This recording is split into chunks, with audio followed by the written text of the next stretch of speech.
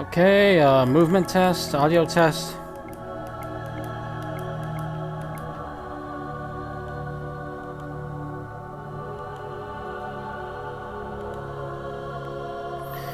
Okay, it seems good. Hello everyone, this is Gundam Ace, aka John Hooper.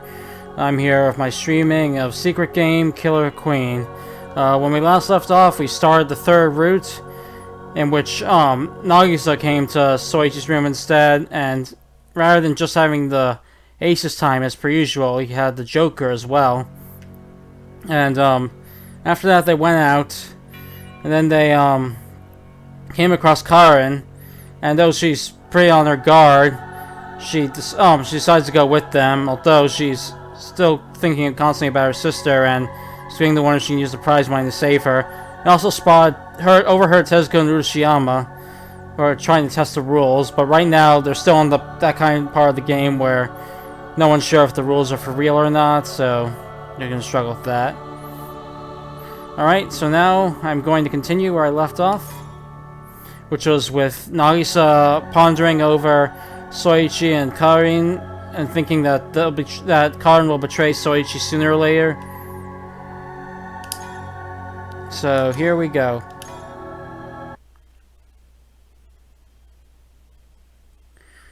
The first time Nagisa Kido had participated in the game was when she was about Soichi's age. She had been the complete opposite of her present self, a peppy, uninhibited girl full of cheer. Manami, thank goodness I found you.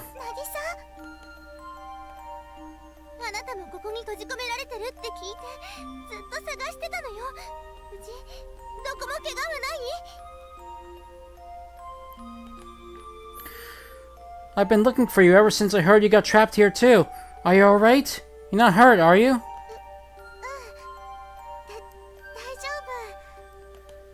No, I'm okay. Oh, thank goodness.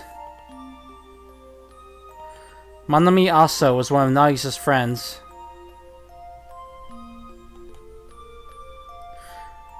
But Nagisa got along with Manami particularly well compared to other friends, to the point where she considered Manami her best friend.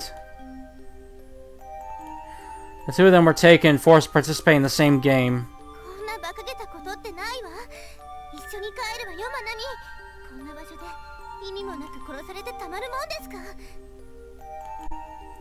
This ridiculous nonsense can't be for real. Let's go home, Manami. We can't let ourselves get killed in vain in a place like this. Two of them have been friends for ages. Ever since they met shortly after starting elementary school. They knew each other better than anyone else.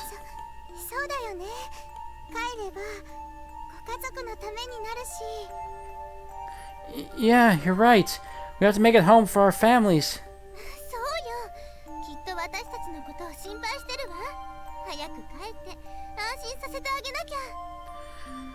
That's right. They must be worried about us. So we need to get home to put their minds at ease. But it was because they knew each other so well that cracks formed between them. And as a result, something Nagisa never could have seen coming occurred.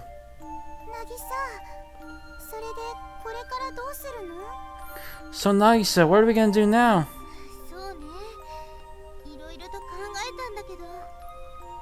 Good question. I have a few ideas, actually. Nagisa held out her PDA to Manami. Since this had been a few years ago, her PDA was a size bigger than the ones being used in the current game Soichi and Karin were a part of.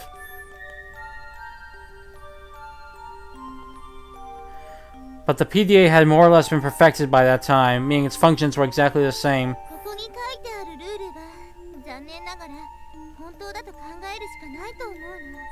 Unfortunately, it seems we have no choice but to take the rules written in here as fact. Oh no, I was worried that would be the case.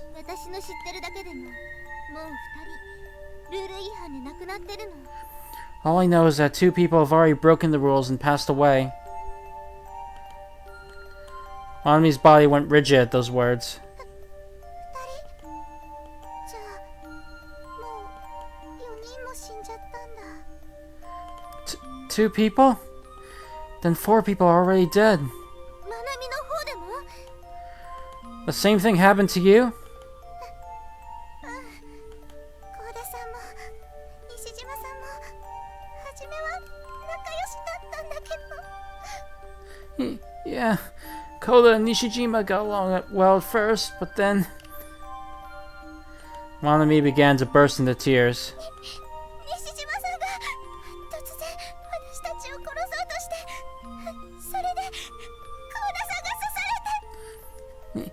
Nishijima suddenly tried to kill us and stabbed Koda. 私怖くて何もできなくて、幸田さんが馬鹿になって、それで I was scared and couldn't do anything. Then Koda was covered in so much red and I... Just then, Nagisa gently embraced Manami. The warmth of her friend's arms brought a halt to Manami's screams. ともかくあなただけでも無事でよかったわ、まなみ。 Whatever happened, I'm glad at least you weren't hurt, Manami.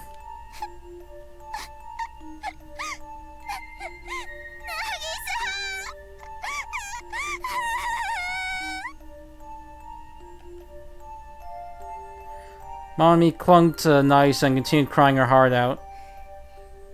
落ち着いて聞いて、まなみ。 Calm down, listen to me carefully, Manami. なぎさ、 Manami didn't stop crying, but she looked up and paid heed to Nagisa's words. 生きて帰ろう、まなみ。二人一緒によ。 Let's get out of here together, okay? こんなところで死んだら何にもならないから。 No good will come from dying in a place like this. 家族のためにも。 Because of our families too? ね、そうよ。だからまずこの首輪を外すの。 Yes, that's right. So first things first, we have to get these collars off. ルール通りに。 Just like the rules said? そうよ。 Yes. Nagisa let go of Manami and smiled. 奴らの言いなりになるのは尺だけど、首輪もルールも冗談じゃないわ。時間が来れば私たちは本当に殺されてしまうはずよ。 I hate having to do what those guys tell us, but the collars and rules are no laughing matter. In time, we really will be killed. 冗談じゃない。 No laughing matter. Manami's face went white as a sheet. 大丈夫よ、まなみ。二人でやればきっと大丈夫。これまでだってそうだったでしょ。 It's okay. If we work together, I'm sure we can make it. Just like always, right? Nagisa said that because she was afraid of the collars and rules. But Manami took it a completely different way. The Kido family was in serious debt. It had been brought about by the failure of Mr. Kido's business several years prior, and their debt added up to over 2 billion yen.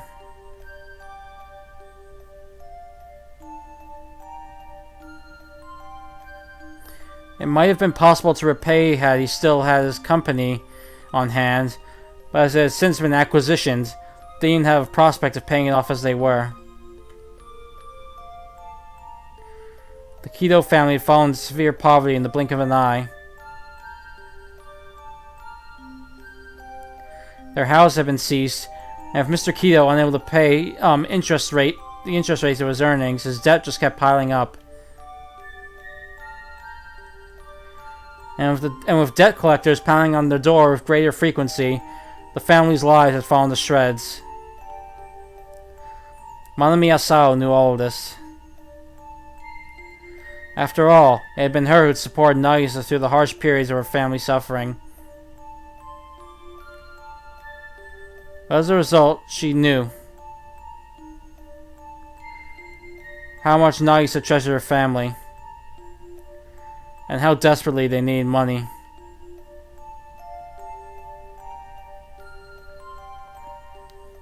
Nagisa and Monami had started working at the same part-time job together, all of their earnings going towards the Kido family. Nagisa had never used a single yen for herself.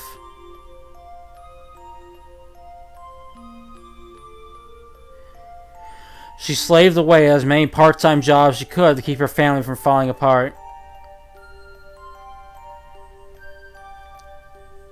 Sticking by her side through all of that let Monami understand better than anyone just how desperate Nagisa was, as well as how much she loved her family.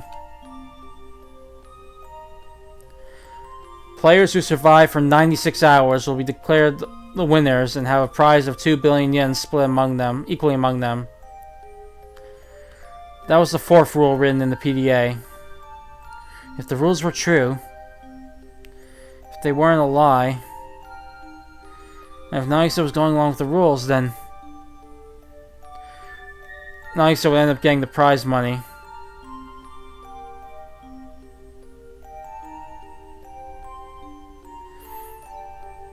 It was like placing an oasis right in front of a wanderer in the desert on the verge of death by thirst.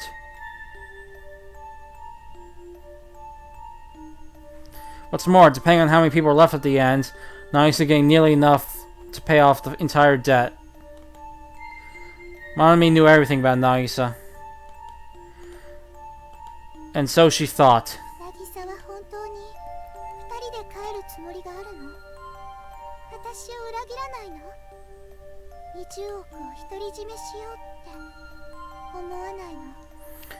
Does Nagisa really plan for the both of us to go home together? What if she betrays me? What if she wants to take the 2 billion yen all for herself? The idea pricked Monami's heart like a thorn.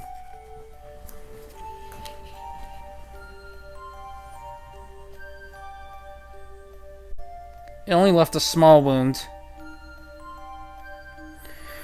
A wound so insignificant that it would normally heal on its own if left alone for a while.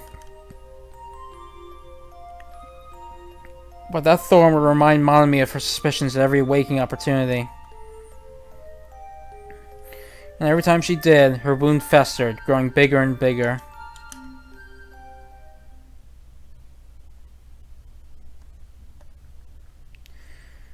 That was why Nagisa was confident Soichi and Karin would meet the same fate.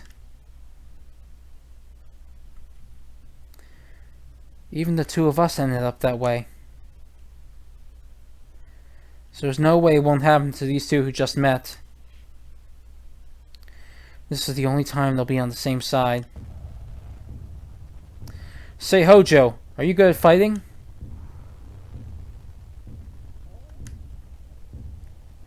By that point, Karin was beginning to show signs of betrayal. Hojo?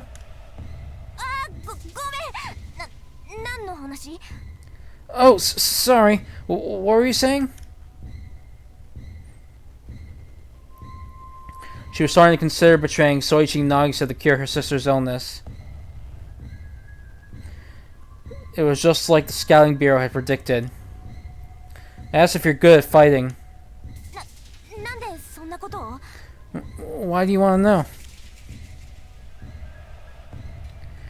That Tezuka guy had a metal pole, right? I was just worried if we'd be able to protect ourselves if we were attacked with something like that. But you see, Soichi...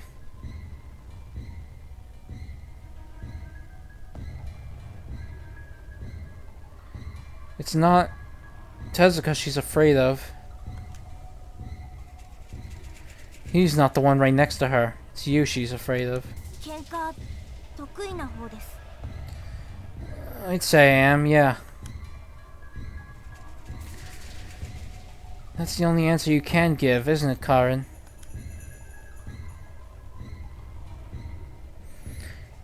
If you told Soichi you were good at fighting, he might attack you.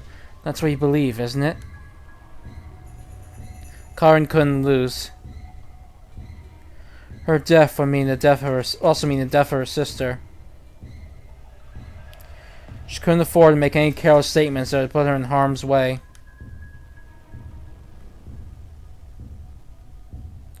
Depending on the situation, she might end up having to kill Soichi, and he could end up trying to kill her for all she knew. The 6-hour combat restriction will be lifted soon. Everyone will have to act, like it or not.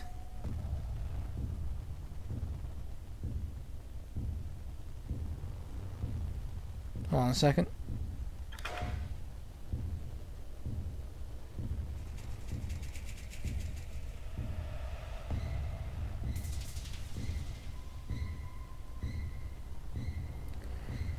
Okay. Anyway, everyone have to act whether they liked it or not. So Soichi, Karen, what will you two do when that time comes? Karen continued to struggle internally. Soichi remained blissfully ignorant of her woes. Nagisa regarded them with a chilly gaze. It was shortly afterwards that the PDAs announced the lifting of the non-combat restriction.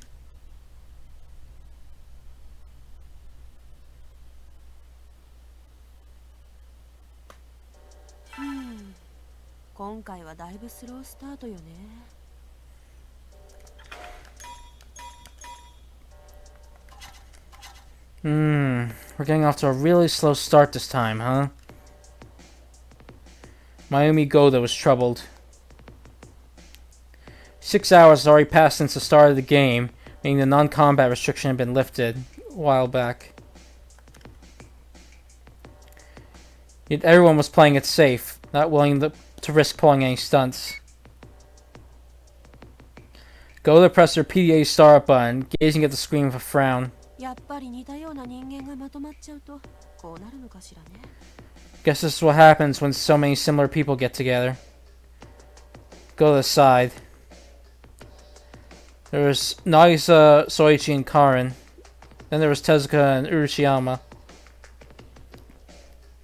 The screen showed the movements of those two groups as they traversed the building.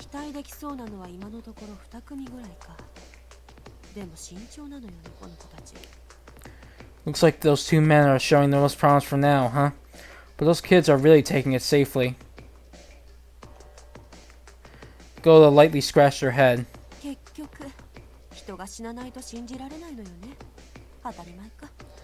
In the end, they can't believe anyone will die. I suppose it's only to be expected.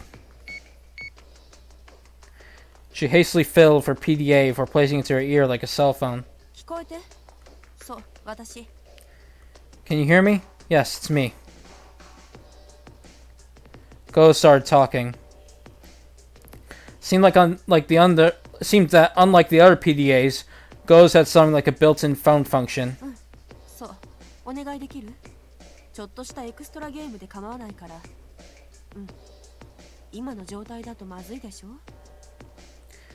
Yes, that's right. Can you do me a favor? I'd like to set up a little extra game, if that's alright. Yes. The current situation isn't looking very favorable, correct? Goda spun her free right hand around as she nodded over and over again.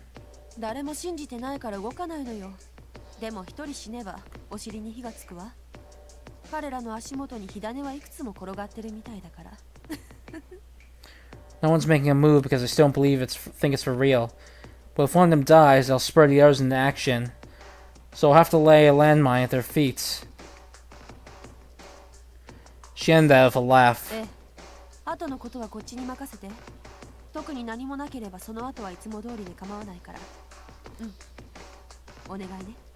Right. Leave the aftermath to me. You can proceed like always, so long as no unexpected roadblocks show up afterwards. Right. I'm counting on you. And with that, Goda finished her call. All set. A look of satisfaction appeared on her face.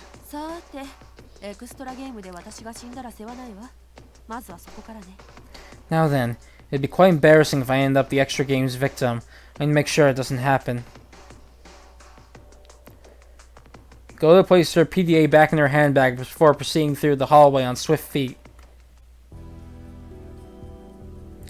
By the time Soichi's group reached the room resembling an entrance hall, it had been nearly half an hour since the PDA announced the end of the non-combat restriction. Using the PDA's map, they've been able to make it there without getting lost. There's so much concrete. Karin touched the concrete peeking through the broken part of the shutter as she voiced her amazement. But in that case, how would the kidnappers get in and out of this place? The exit was completely blocked off. The shutter being down wasn't a terribly problematic issue. It was the artificial concrete walls behind them to prevent even an ant from slipping through. Maybe there's another exit. After lightly pushing one of the shutters, Nagisa's eyes wandered around the room.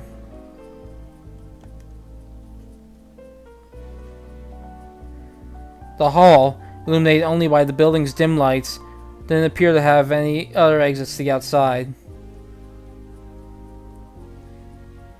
Even if there is, it doesn't look like it's around here.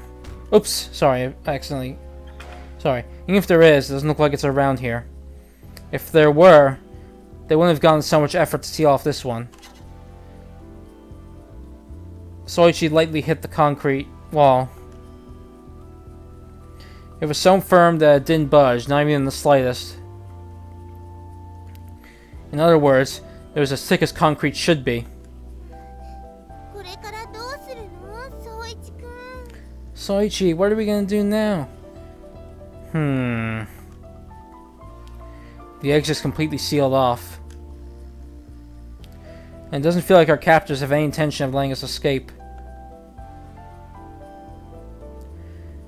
Would someone really be this stupidly thorough just for a prank? Or are the rules actually for real? Soichi glanced at the ground and pondered for a while before looking up at Nagisa and Karin a short while later. Their faces strained when they noticed the grim look on Soichi's face.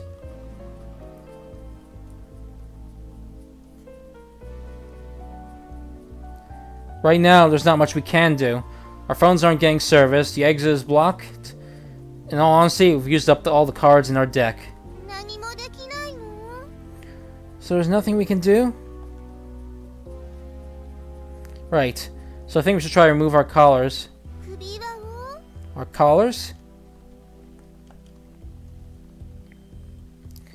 Nagisa tilted her head in confusion, while Karin silently touched her collar.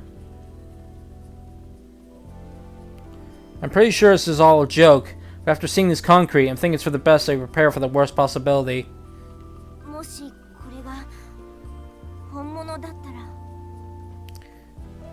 That all this could be for real.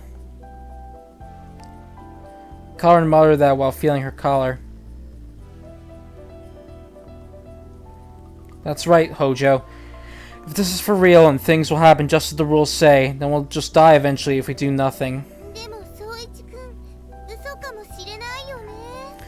But they might not be true, right, Soichi? Right. But if that's the case, then we just look back and have a laugh on all our wasted effort. But if it's the other way around, there'll be no laughing matter, will it?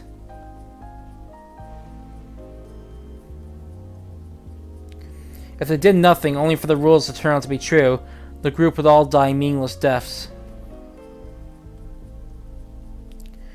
We've got nothing better to do anyway, so I think it would be better to at least try. Yeah, I get it now. Better safe than sorry, right? Who knows, we might even find an exit in the process. And if we don't, we'll just head upstairs like the rules say. I don't think that'll be a problem for now.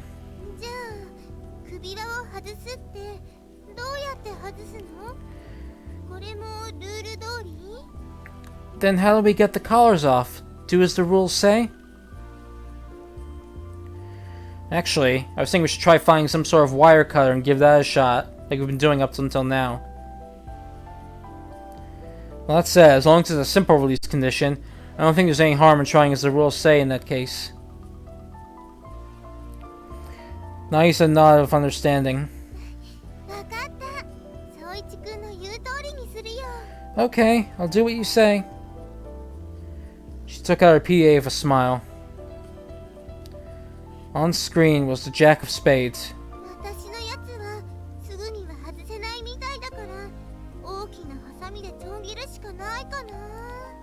doesn't look like I can get mine off anytime soon, so I guess my only choice is to find some big scissors to cut it off.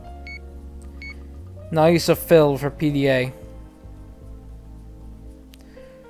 The movements of her fingers were a lot faster and more on the mark than when she started out. It seemed she was probably beginning to get the hang of it. Here, look. Then she presented her PDA to Soichi and Karin. Jack, spend no more than 24 hours with another person after the start of the game. That person must be alive at the 71-hour mark. Soichi had already seen it before, but in other words, Nagisa needed to wait another 65 hours to remove her collar. Until then, she had to stick with someone for 24 hours and needed to survive until then. Meaning her condition was compatible with Soichi's. What was your condition again, Soichi? Mine was this. Soichi held out a PDA. It was the PDA that showed the Queen of Hearts.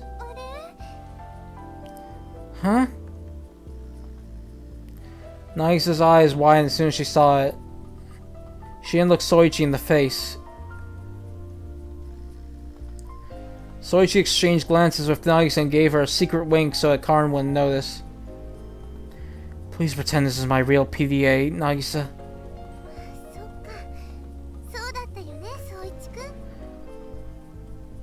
Oh, I see. Yeah, that was it, Soichi.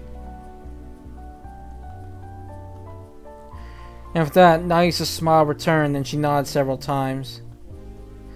It seemed she caught on to Soichi's intentions.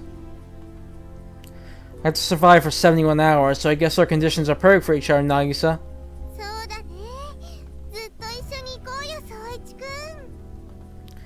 You're right. Let's stick together until the end, Soichi.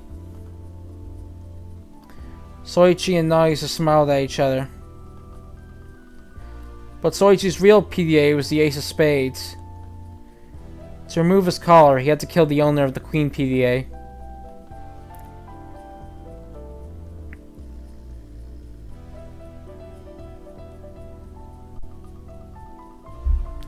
The PDA he held was the Joker PDA that Nagisa had accidentally camouflaged earlier.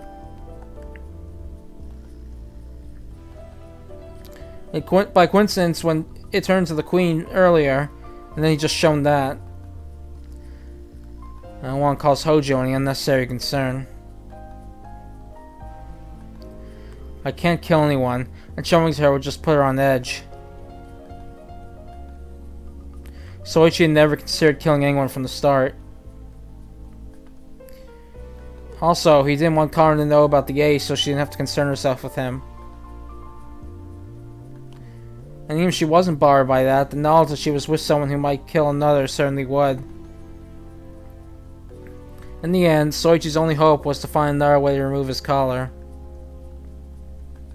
So long as he did, then it didn't matter what his PDA was. Which is why he had decided to show Karin his disguised Joker. But thank you, Nagisa. You're a lot quicker on your feet than I thought.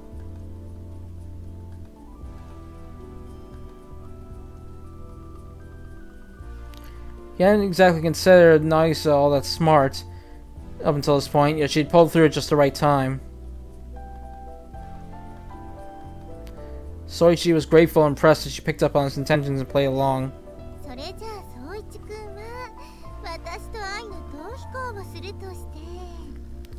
So that means you and I are gonna elope.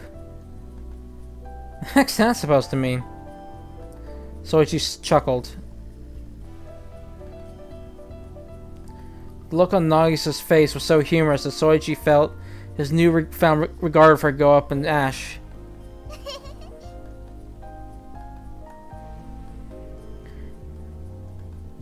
Nagisa replied with a laugh and a smile, but wasn't long before her face grew serious again. So Karin, what about you? Now the two of them revealed their conditions, it felt only natural to move on to Karin.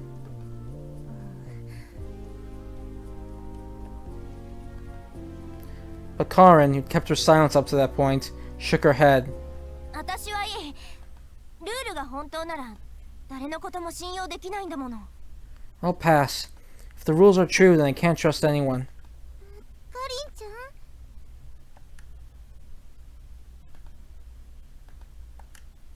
私は自分だけでやる。あんたたちとはここで別れる。 I'll do this by myself. This is where we say our goodbyes. Karin couldn't trust Soichi or Nagisa. For her, the idea of the game not being for real was a bigger issue. And if it were for real, then she couldn't afford to lose. After all, it wasn't just her life that was at stake here.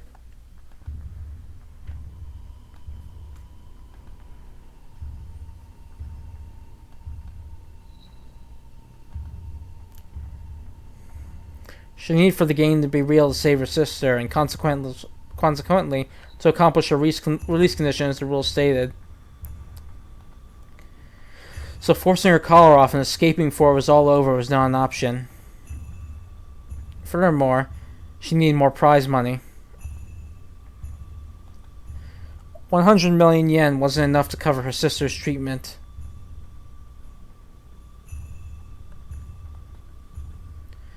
Which is exactly why she didn't reveal her hand to Soichi and Soichi and Nagisa.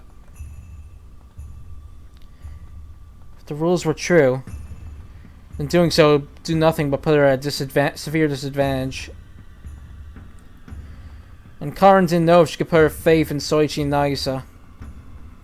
Trust followed by betrayal. Karin had already experienced enough of that for a lifetime.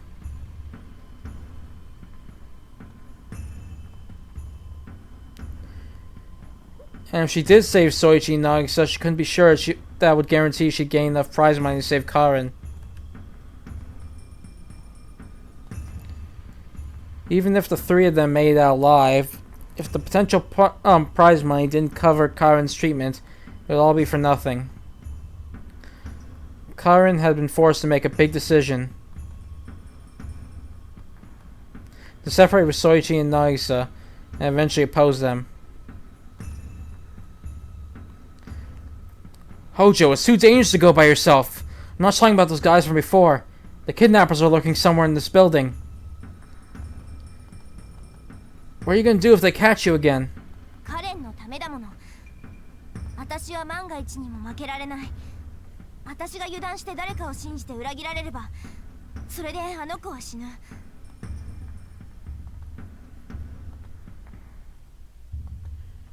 This is all for Karin.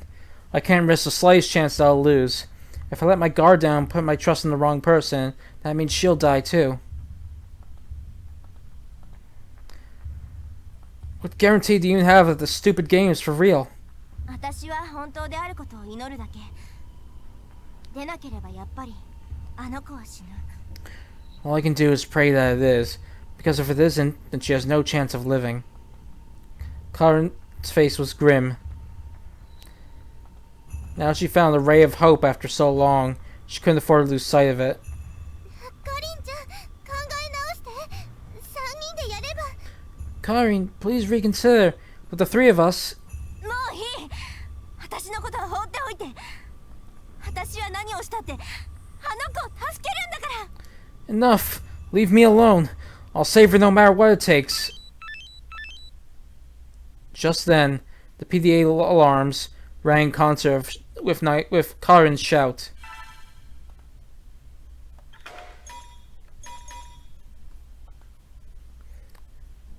Everyone's eyes were drawn to their own PDAs after the alarms rang, their argument coming to a temporary ceasefire.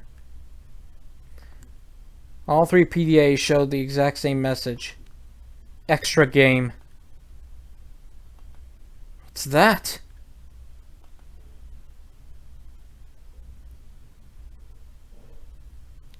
Next to that, the three of them had stopped talking.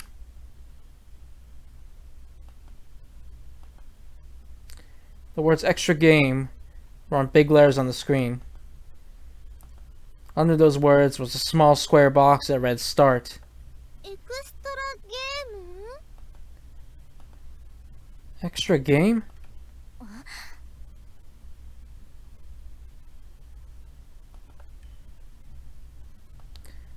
The two of them both stare at their screens, Nagisa with confusion, and Karin with silence. Just then, a tiny CG character appeared from the right side of the screen. It was a cartoon character about 3 heads tall, wearing a pumpkin mask. It looked like a mascot character out of some campaign. It walked towards the center of the screen, stepping in tune with the jaunty melody accompanying it. Once it reached its destination, a speech bubble right out of a comic book appeared above its head. The pumpkin head pointing to the start button as the word "touch" appeared in the speech bubble. So it wants us to touch that? Nagisa and Karin glanced at Soichi when he muttered those words. He looked back at them, then timidly tapped the start icon. Just then, the screen changed. The letters disappeared, and the display zoomed in on the pumpkin. Right at that moment, the music and screen both grew flashier.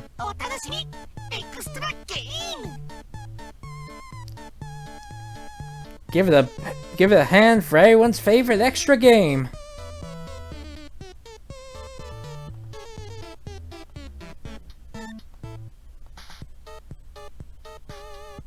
Hold on a second.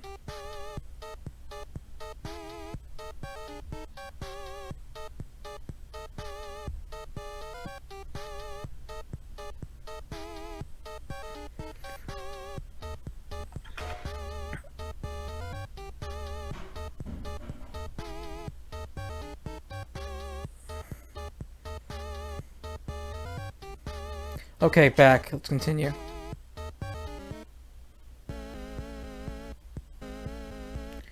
The pumpkin character began speaking in began speaking. Its voice was shrill. The words it spoke were also on screen as text. The group continued to stare at their screens with surprise. The pumpkin character waved in overdramatic fashion, continued to speak. Hey there, boys and girls of all ages. My name's Smith.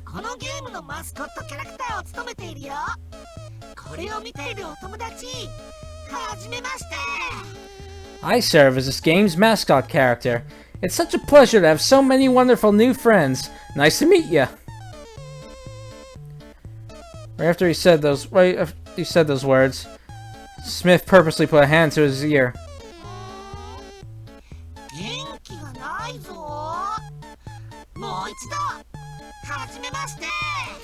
Yeesh, tough crowd we have today.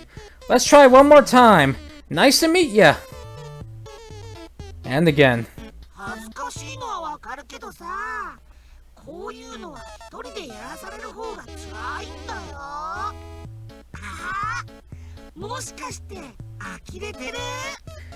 I get you're all embarrassed, but it's even more embarrassing to be the only one doing it. Oh wait! Let me guess, you're still in shock, aren't you? Smith crossed his arms and pondered.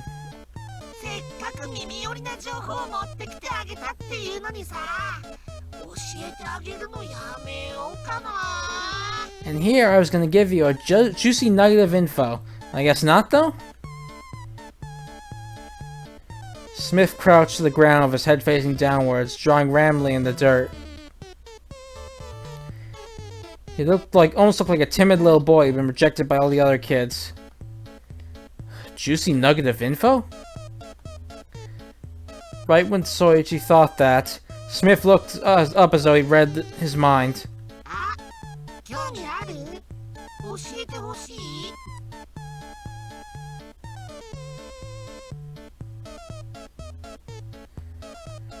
Oh wait, you're interested? You wanna know? Smith practically leapt to his feet and took a step or 3 towards the screen. More and more of it was filled with his face. Nice to meet you! Then he gave his third attempt to give a greeting.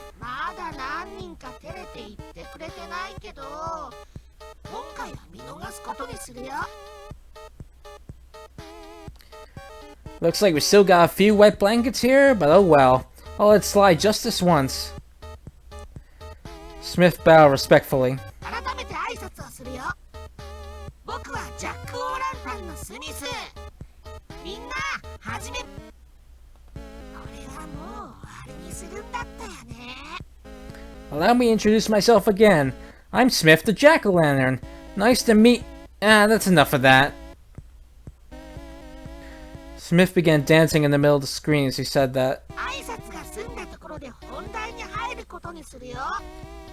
その本題っていうのはね、さっきも少し言った耳寄りな情報ってやつだよ。Now we've got introductions out of the way, let's get down to business. And by business, I mean that juicy nugget of info I told you about. Smith danced his way to the center of the screen again. He stopped in place and swiftly turned around, looking directly at the owners of the PDAs. それにしてもみんな、どうして僕たちの言っていることを信じてくれないんだい？ But man, why won't you guys believe anything we tell you? 僕たちはいつも本気さ。嘘なんてつかないよ。このままじゃみんな死んじゃうんだよ。We're always super serious. We never lie to you. If you don't act quick, you're all gonna die. You say that, but... Soichi looked up, only to see Nagisa and Karen glancing at him with bewilderment. Just then, the three of them, looked at each other as Smith spoke up again. とはいえ、いきなり死ぬとか殺せとか言われても確かに信じられないよね。Then again, I guess asking you guys to believe people will die and be killed right off the bat is a tad too much, huh? 僕だったらほら、立場上迷わずやるけど、みんなはそうじゃないもんね。I mean, if it were me, I'd make the best of things right away, but you guys are a tougher nut to crack, eh? Smith whipped a chainsaw out of thin air and swung it around the narrow confines of the screen. Proceeded to use it to chop up a mannequin that also materialized out of nowhere. だからみんなに証拠を見せてあげようかと思うんだ。 That's why we're considering showing you guys some proof. 僕らが嘘なんて言ってないっていう証拠をね。みんなが PDA やルールを信じたくなる、そんな証拠を。 Decisive proof that we're not lying, that is. Proof that'll make you believe the rules on your PDAs.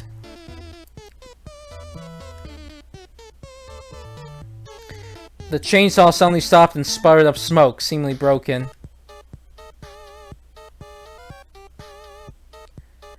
Smith tried whacking it a few times before shrugging and tossing it aside.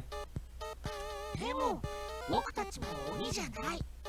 どうするかみんなに決めてもらおうかと思うんだ。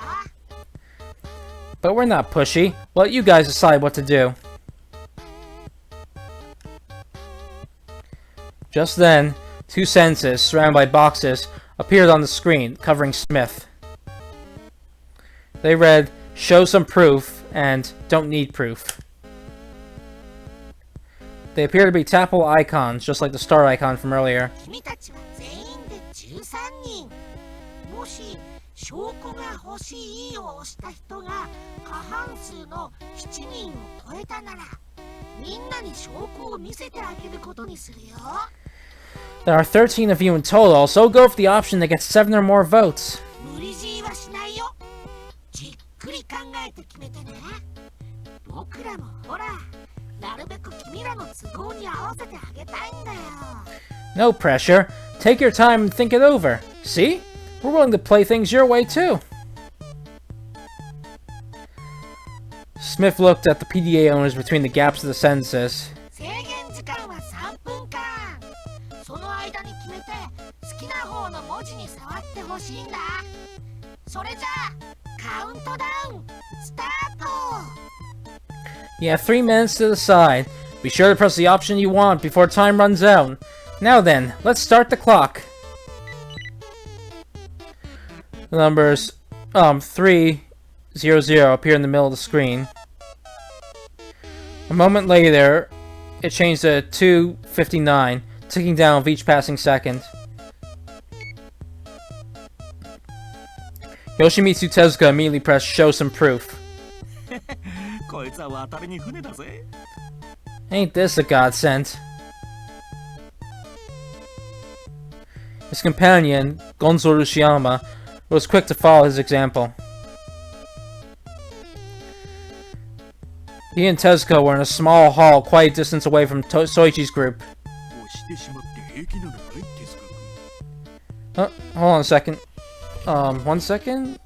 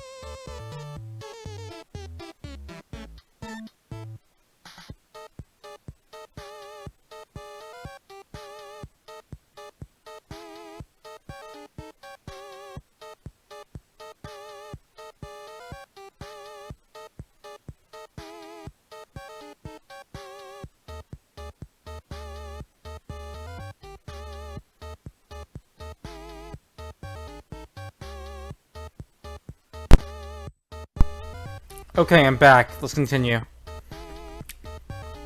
You sure it's okay to press, Tezuka? 構わないさ。考えてもみなって、漆山さんよ。奴らは俺たちを誘拐した連中だ。こんな投票には実際にはどれほどの価値もないのさ。It don't matter. No need to think about it.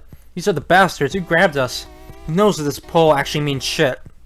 俺たちが決めたんだってことを演出しようとしてるだけで、投票の結果によらず、奴らは何かを仕掛けてくる。They're just giving us the illusion of choice. They'll set something up regardless of the votes. まずいじゃないか、それは。 That's horrible. Urashiyama's face paled. しかし、これでいろいろなことがわかる。 But thanks to this, they've been forced to tip their hand a little. いろいろなこと Tip their hand? Yeah. But Tezuka flashed a gleeful smirk. いろいろなことだよ。 They've tipped their hand, all right.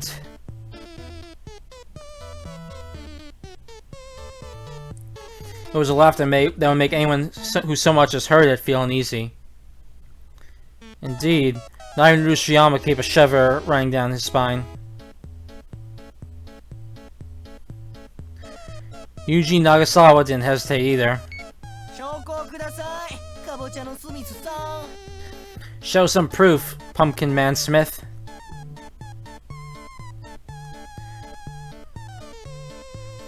Nagasawa joyfully stared at his PDA while munching on a chocolate bar he just found in the cafeteria. しかしよくできてるよな、このソフト。ここまでしっかりアニメーションさせてくるとは思わなかったよ。いやいや、大したもんだ。 But this software is a real nice piece of work. I never expected to support such stable animation. This thing's awesome. The game-loving Nagasawa acted like he was having fun playing a game. 私が迷うはずはないのよね。 Well, no reason for me to hesitate. Mayumi Goda pressed show some proof and put her PDA down on the dresser. She then looked over her appearance in the mirror. She was in an old bedroom somewhere. やだ、最近化粧のノリが悪いわね。これも年のせいかしら。 They don't make cosmetics like they used to. Or is that just age talking?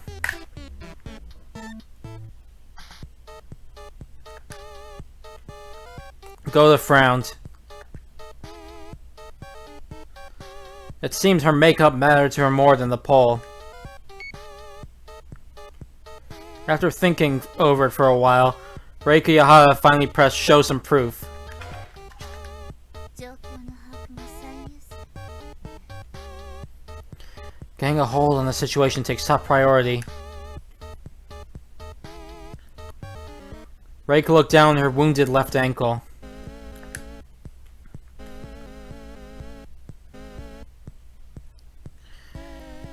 She'd gotten that injury from a trap she encountered earlier, one that, had not been for the help of her traveling companion, she likely couldn't have escaped from.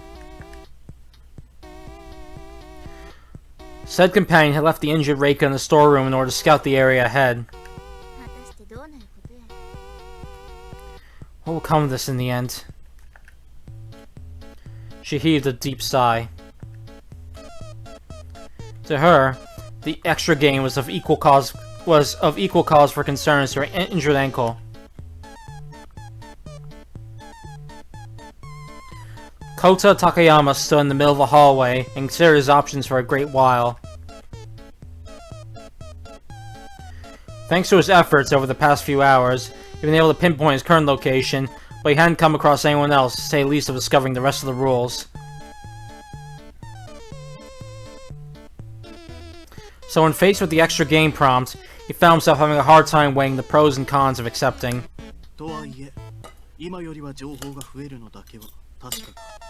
Regardless, what I need most of all now is indeed information. That's why Takayama pressed show some proof. There were too many uncertain factors and not enough information to go on. So Takayama moved to solve his most pressing matter at hand. This is quite a trouble. Takayama said that at the end and lit a cigarette.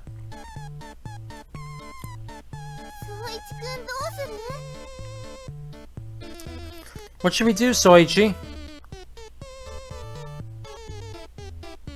Nagisa's voice held a hint of urgency. I'm against it. The game called for the deaths of people and for the birth of murderers. As such, Soichi could only imagine something horrible waiting for them if they were shown proof that would make them believe it. If we go with this, something bad will happen. I'm sure of it.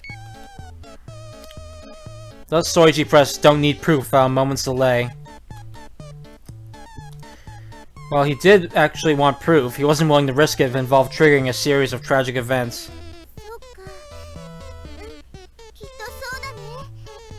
I see. Yeah, you've gotta be right.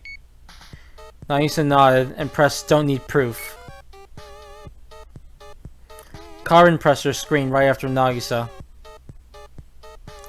Though she'd been trying to leave the group, this unexpected turn of events had led her to stay for the time being.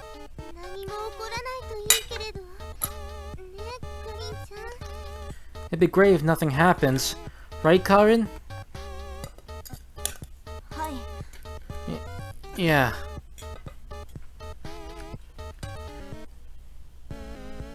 But what Karin had pressed was not "Don't need proof," but rather "Show some proof." She was desperate to save her sister by whatever means necessary. Soon enough, the 3-minute countdown ended.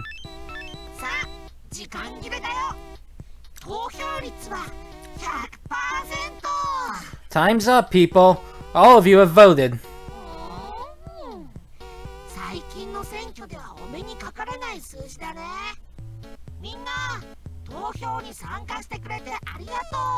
Man, I've never seen numbers like these in any recent elections. Thanks for voting, guys! Smith stepped in tune to the jaunty music once again. I will now announce the results. And with the sound of a drum roll, something covered by a curtain zoomed towards the middle of the screen. Smith danced around in circles.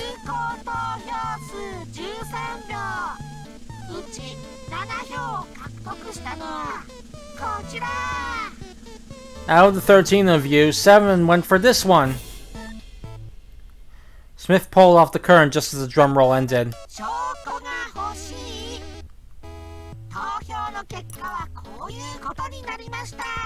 Show some proof. We have a winner.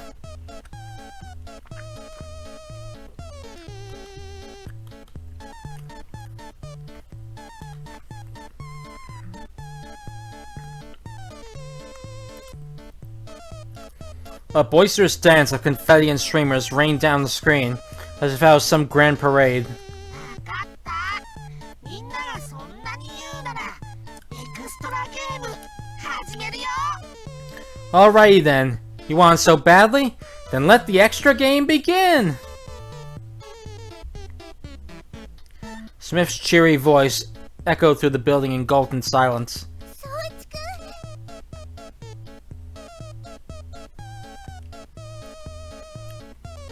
Nagisa, concerned by the result, turned to Soichi. But Soichi just held his hand out to her without a word, silencing her. Sorry, Nagisa.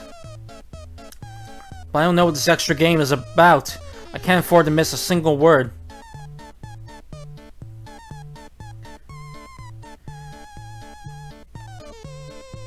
Soichi then glared at his PDA. He was attentively awaiting Smith's next words. 今みんながいるのは1階。早い人が少し2階にいるみたいだね。感心感心。 Right now, all of you are on the first floor. Oh wait, it seems a few quick runners have already made it to the second floor. Well done! Smith was in high spirits. いずれ1階は侵入禁止になるわけだから、そのうちみんなも2階へ上がっていくことになる。 The first floor will become a forbidden area eventually, so all you have to do is go to the second floor sooner or later. 本来のルールだと、それはだいぶ先のことなんだけど、みんなが証拠が欲しいって言うから、僕の裁量でそれを繰り上げることにするよ。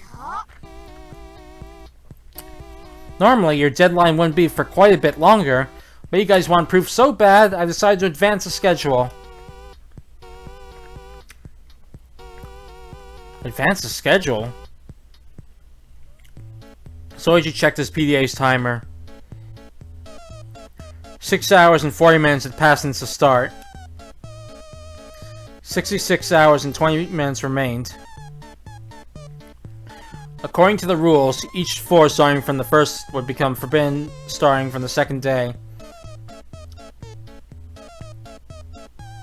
It was natural to assume by the second day it meant 24 hours after the start. In other words, another 17 hours and 20 minutes away.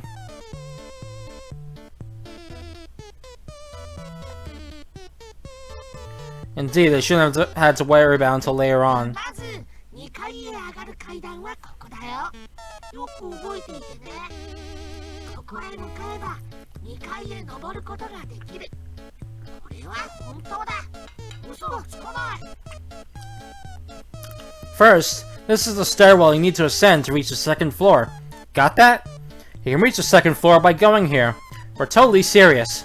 Honest to God truth. これからの数十分間、何よりも大事なのはこの情報なんだ。 This is the key piece of information you're going to need to remember for the next hour or so.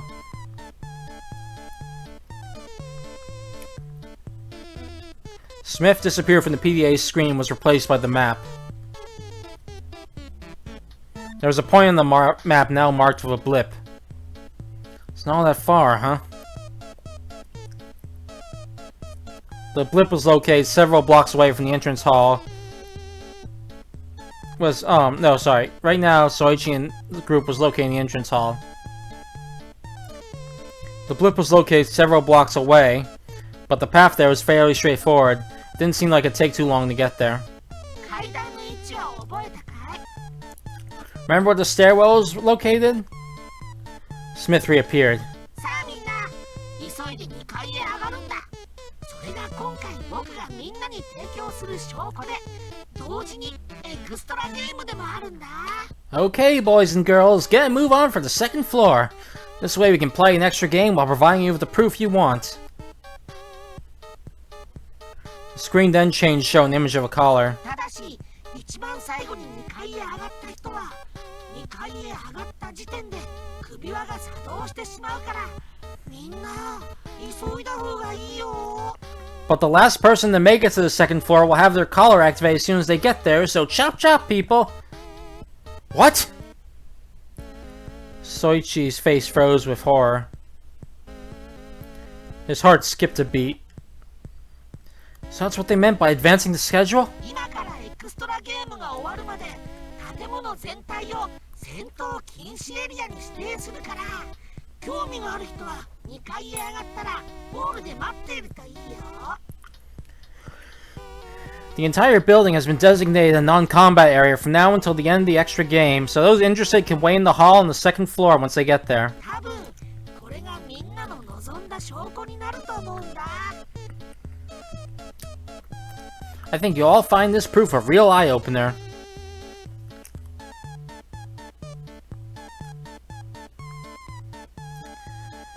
Since the entire building was a non-combat area, they didn't have to worry about anyone with hostile intent attacking them, even if the rules were for real.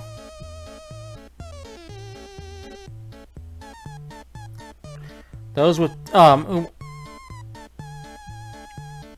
want to see the proof for themselves can wait in the hall.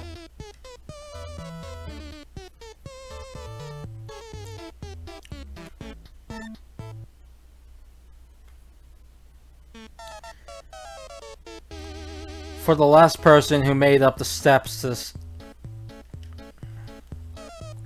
and then see the tragedy that possibly awaited them.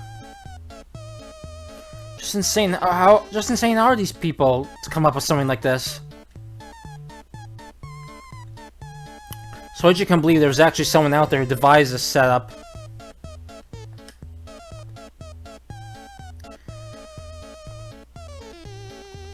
He felt great fear and surprise. It wasn't the fear of death.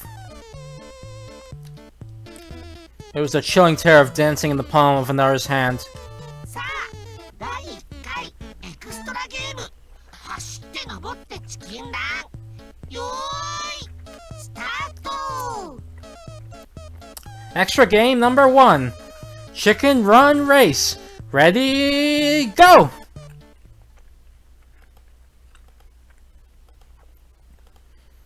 The jaunty tune coming from the PDA, Smith, that title, all of them were utterly childish. And all breathed of the game's stunning contempt for, wait, hold on, sorry. All breathed of the game's stunning contempt for human life.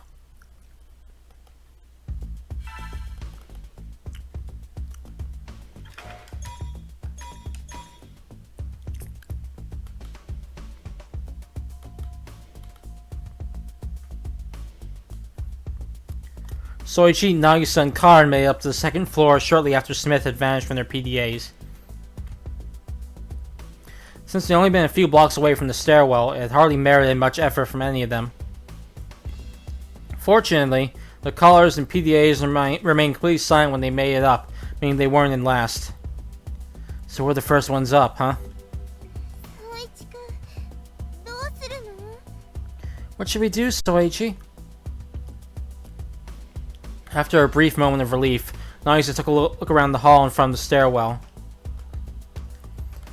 Apart from their group of 3, it was completely deserted. I say we wait. It'll be a good chance to meet the others.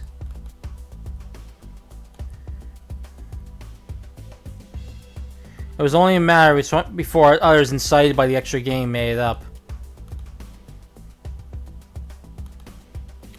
Soichi still wasn't entirely convinced this was for real, but he knew that everyone else, unwilling to risk a chance that it was all just a prank, were making a beeline for the second floor right at that time.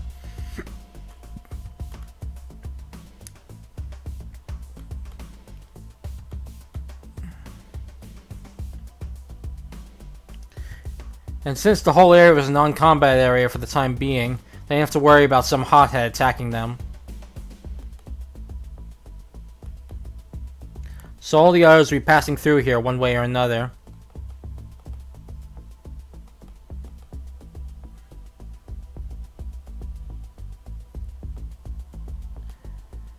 Once they were all gathered in the same place, they need to figure out what to do next. That was what Soichi thought. But if we wait here... Karin nervously stared at the stairwell. If she waited there, the other 12 would all be gathered in the hall eventually. And when the last one made it, something would happen. There's also Smith to consider, too. He's probably... After seeing the CG Smith on his PDA, Soichi was now half convinced that the rules were true. Up until now, he could have dismissed the maze-like building and the various things they've come across as part of a rather elaborate prank. But no one would make something like Smith for a show or on a whim.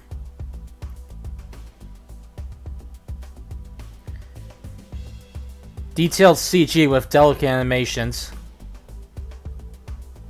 It clearly had to have taken a vast amount of time and money to make that. No one was stupid enough to do that just for a joke. That was why Soichi was truly getting worried. Maybe there's something we can do to stop that from happening. If it was all true, then someone would die in this hall. Soichi began thinking if there was a way to prevent it.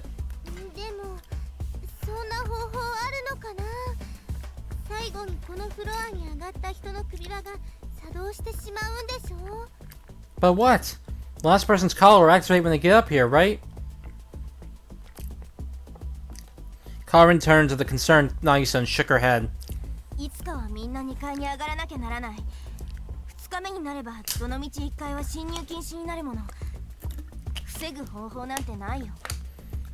Everyone has to go to the second floor eventually. The first floor will become a forbidden area on the second day. There's no stopping that. So the only difference is if it's sooner or later? Karin nodded in response to Soichi's question.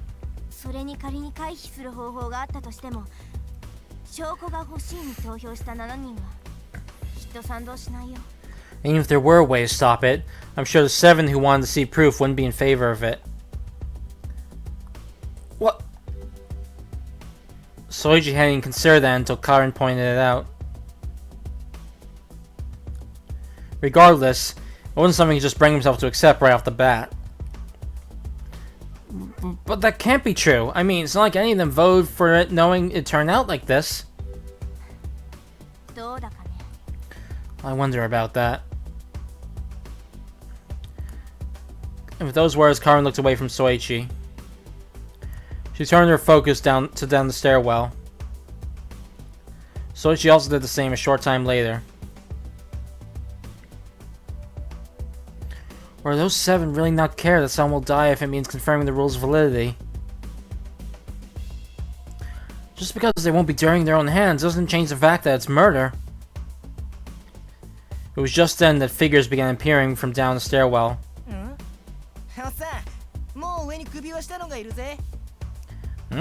Hey old man, there's always someone with a collar upstairs. It would seem so.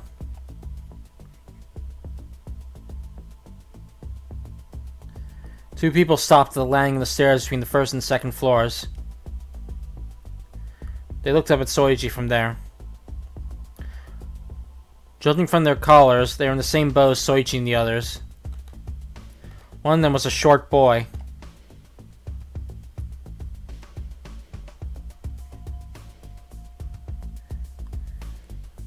His body was still enough to call a child, so he was probably in middle school.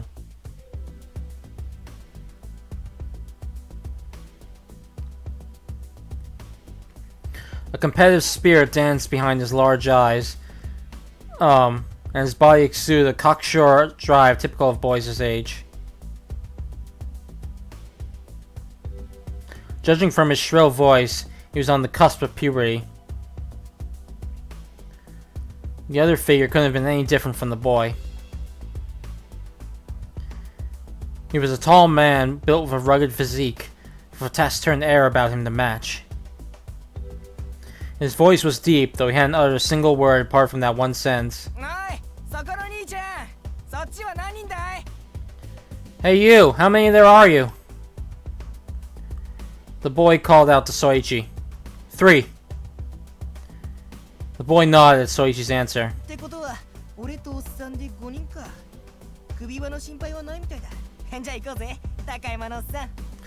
Me and Takayama are 4th and 5th. Guess we won't have to worry about our collars now. Let's get a move on, old man. Yeah.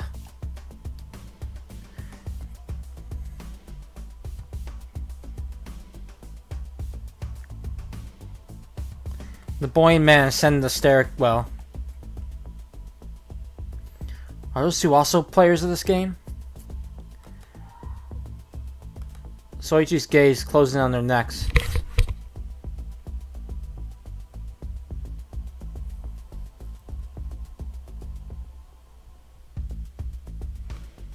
Hold on a second, I'll be right back.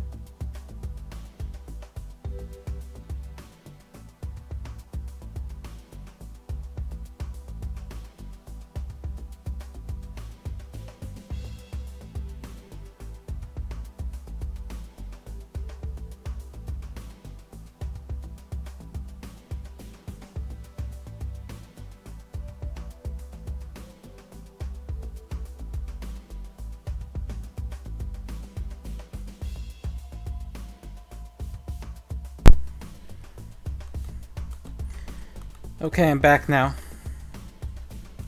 Soichi's gaze was drawn to their necks. They both had the same silver collar as Soichi was used to seeing by this point. The two of them ascended the stairwell and walked up to the Soichi's group. 俺は長澤裕二、こっちは高山のおっさん。 I'm Yuji Nagasawa, and this old guy's Takayama. 高山浩太だ。 Kota Takayama. The two introduced themselves to Soichi. I'm Soichi Mitsurugi. 北条かりん。 Karin Hojo. 木戸渚です。 I'm Nagisa Kido. Soichi's group also introduced themselves. へえ、驚いたな。女の人がいるとは思わなかったな。 Well, ain't this a surprise? I didn't think there'd be any girls here.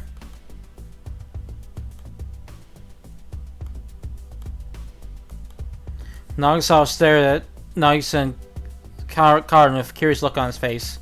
驚いているのはゲームに女が混じっていたから。それとも女に負けたから。 Surprised about what? There's girls in this game? That you were beaten by a girl.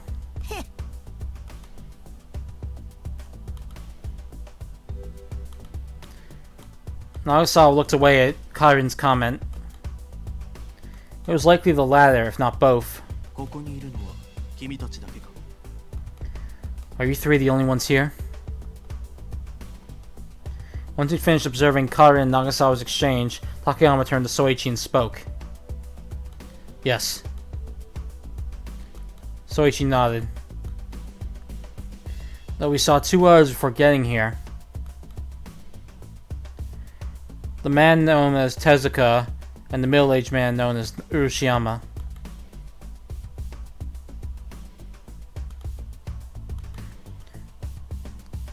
The ones that the group had ultimately decided not to talk to.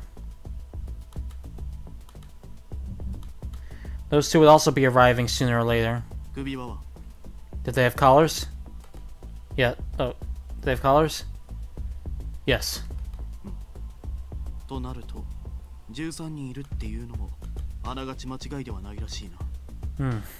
So it seems like if there really are 13 people here.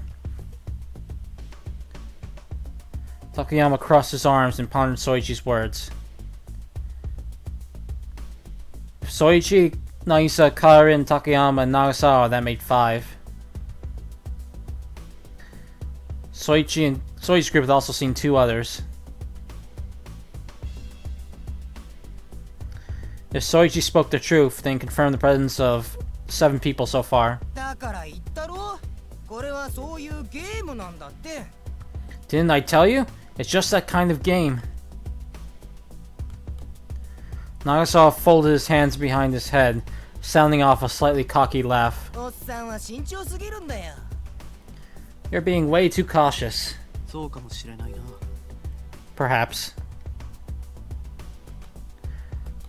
But Takayama's face remained unweighed by Nagasawa's comment.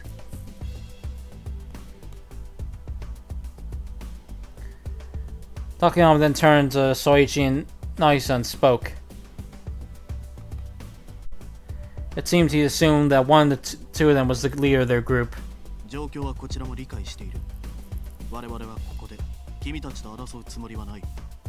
しばらく一緒にいさせてもらうことになるが、それで構わないか。 We understand the boat we're in as well. We've no intention of picking a fight with you. Would you mind if we stayed here with the rest of you for a while? Soichi checked the looks on Nagisa and Karin's faces first for confirmation, and then nodded. No, of course not. By all means, stay. And with that, Soichi's finally able to relieve himself of a bit of tension. やったじゃんか高山のさん。これでようやくルールが全部わかったぜ。 We did, old man. Now we finally learned all the rules. Ah. Yeah. With the 5 of them together, they began to tell each other about the rules they didn't know. Is it true, Takayama? The 9th rule is a list of the release conditions? そうだ。俺の PDA にはそう書いてある。 That's right, that's what was written on my PDA. The 9th rule that Soichi's group had known for a while now. It appeared it wasn't a rule, but rather a list of all the collar release conditions.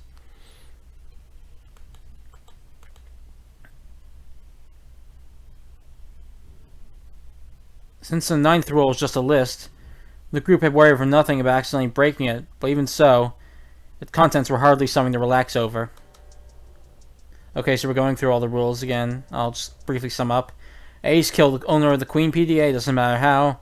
2 is for the destruction of the Joker PDA, and they can disable the Joker PDA's camouflage if it's within 1 meter of the Joker. Oops, sorry. The 3 is for you have to kill 3 people, doesn't matter how. But no, sorry, you have to kill 3 people. It does not include deaths by collar. And 4 is to acquire 3 collars. And it doesn't matter how. You can behead people to take their collars. And you can take the collars of those who have fulfilled their release conditions. The 5 needs to pass through all 24 checkpoints in the facility that appears on their map alone. The 6 needs for the Joker's camouflage feature to be used at least 5 times. They don't have to use it in order to be near it when it's used. Oops, sorry, I did it again. The 7 needs to encounter all the players after the initial 6 hours, except for any dead players. The 8 needs to destroy 5 PDAs within 5 meters of the PDA. But if they destroy 6 or more, their collar will be activated and they'll die. 9 calls for the death of all its players except themselves. The 10 requires 5 collars to be activated, and the 5th collar must be activated before the 71-hour mark. The Jack must spend no less than 24 hours with another person after the start of the game, and that person must also be alive at the 71-hour mark. The Queen is to survive for 71 hours, and the King has to collect 5 or more PDAs. The way to do so is irrelevant. Holy shit. This is insane. Soichi stared at the list of release conditions written on the note Takayama had given him to fill the other rules. Is this rule why those 7 chose to confirm the validity of the rules despite knowing the danger involved? Because they figured there'd be a bloodbath either way if the rules were true? If the rules were for real, then anyone would have to remove their collar as per the conditions written there. And so engaging in mutual slaughter would become a reality for those who were directly required to kill, and those who find it easier to accomplish their conditions by killing. It was only natural that people with those conditions would want to confirm the validity of the rules as soon as possible, despite knowing the dangers involved. And they're really just gonna go along with it if it's all true? Are they serious? Murder, acquisition of collars, massacre, activating collars.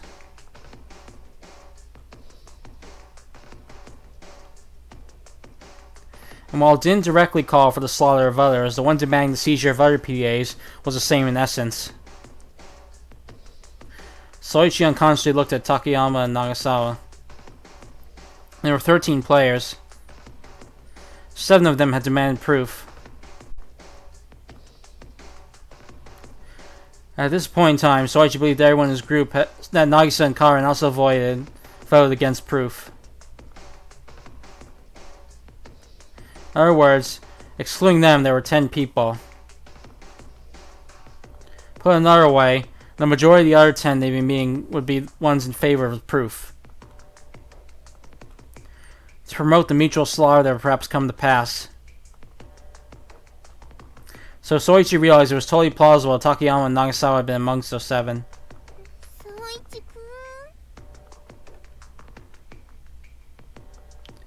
Nagisa's face warped into anxiety when she saw the serious expression on Soichi's face. Maybe we were too naive. If this truly is for real, then horrible things are gonna happen.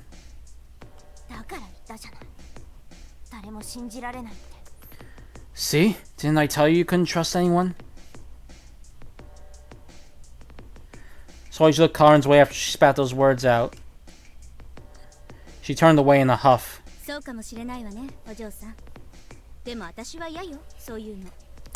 Maybe you're right, Missy.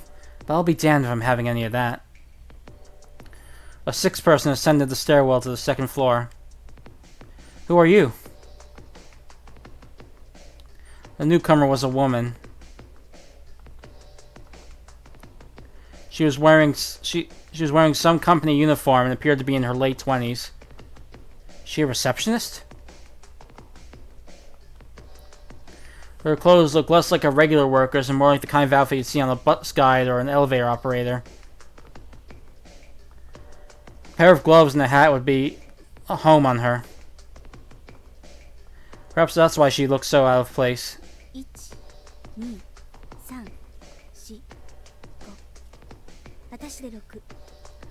1, 2, 3, 4, 5, and I make 6. The woman ignored Soichi's question, counting the people in the hall. Looks okay. She then finally turned to Soichi.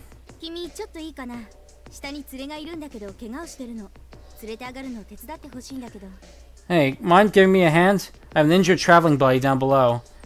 Would you mind helping me bring her up? Yeah, sure.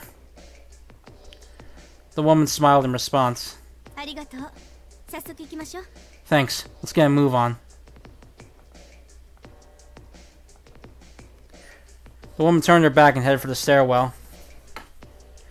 Soichi followed quickly behind her. Seriously, thanks for the help. When Soichi caught up to her, the woman flashed a wide grin. I'm Fumika. Fumika Rikishima. I'm Soichi Mitsurugi.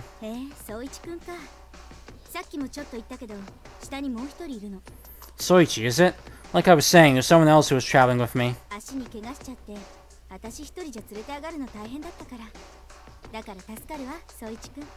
She hurt her ankle, and it would have been hard to bring her up by myself, so you're being a big help, Soichi. Fumika continued to smile.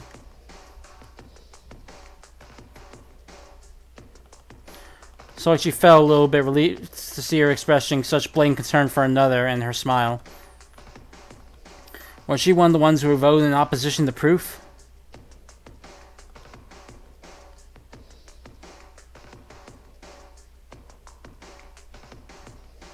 Soichi felt that was the case. And so he felt relieved, but...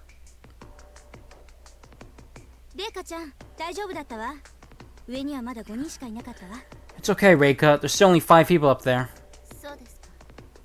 I see. When Soichi rounded the landing of the stairs, he saw a young woman in a white dress at the bottom. Her left foot was bandaged up. So this is Fumika's companion, huh? Fumika swiftly ran down the stairs, and Soichi was right behind her. この人は Who's this guy? The young woman in the white dress shifted her attention to Soichi as soon as he made over to her. 宗一くんよ。レイカちゃんを上に連れて行くのを手伝ってくれるって。 His name's Soichi. He's here to help me get you up. I'm Soichi Mitsurugi. Soichi turned to the young woman and bowed his head slightly. 八幡レイカよ。 I'm Reika Yahara. さあ、挨拶は後にしましょう。とりあえず上のフロアに。 Let's save the introductions for later, okay? Getting upstairs comes first. Right, got it. ほら、レイカちゃん。 Come on, Reika. Fumika offered her hand to Reika, who gracefully accepted. Fumika then shouldered Reika. Man, Reika's leg looks pretty bad. Soichi noticed Reika had been dragging her left foot along when she approached Fumika. Her face also scrunched in pain slightly whenever she walked. If it weren't for Fumika supporting her on her left side, it almost looked like she wouldn't be able to stay on her feet. Reika, I'll take your right. Fumika and Reika looked at Soichi as he approached お them. 願いね、宗一くん。 Thanks, Soichi. ありがとう。 Thank you. Reika kept her silence for a few seconds, but in the end she held her hand out to Soichi. Soichi proceeded to shoulder Reika the same way Fumika was. 行きましょう。 Let's go. Right. And so the three of them carefully ascended the stairwell. Thanks to the spore on her left and right sides greatly relieving the burden on her foot, Reiko was more or less able to keep up with the pace of her helpers.